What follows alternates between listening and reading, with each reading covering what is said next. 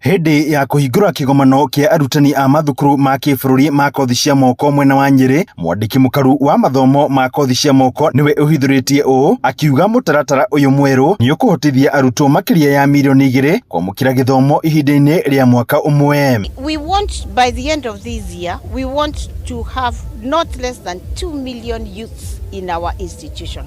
But that the people who will be graduating every 3 months, of course, depends on those we will have brought into our institution. Hamwe na ũguo, mworia akiuga Kenya nĩ ũmwe wa mabũrũri ma Kĩarabu na Russia mararora na njĩra ya igũrũ kũmatũmĩra andũ marĩ na ũũgĩ wa kothi cia moko nĩ ũndũ wa ũkũria wa iganda cia mabũrũri macio kũrĩa ũũgĩ wa kothi cia moko ũrĩ na thoko nene. Industries are now looking into Asia and Africa, and for them Africa is Kenya, and that is something we ought to be very proud of, that industries are in a hurry to come into Kenya. So it is our responsibility to ensure that as the industries fashion to come to Kenya, they will find us ready with our skilled youth and our skilled youth. Gũkĩrĩ ũguo, mworia akiuga nĩ harĩ bata mũnene wa gũcenjia mũtaratara ũyũ, kuona nĩ ũgũtigĩrĩra arutwo nĩ meyandĩka wona marĩkia mathomo mao na kũmba mĩeke ya mawĩra, kuona wagi wa mawĩra nĩguo ũgũmĩire mbeũ njĩthĩ na njĩra nene. Want to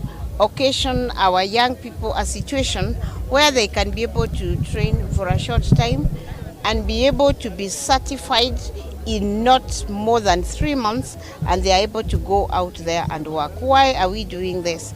So that as much as possible, we give our young people as much opportunity as possible to transit to the world of work.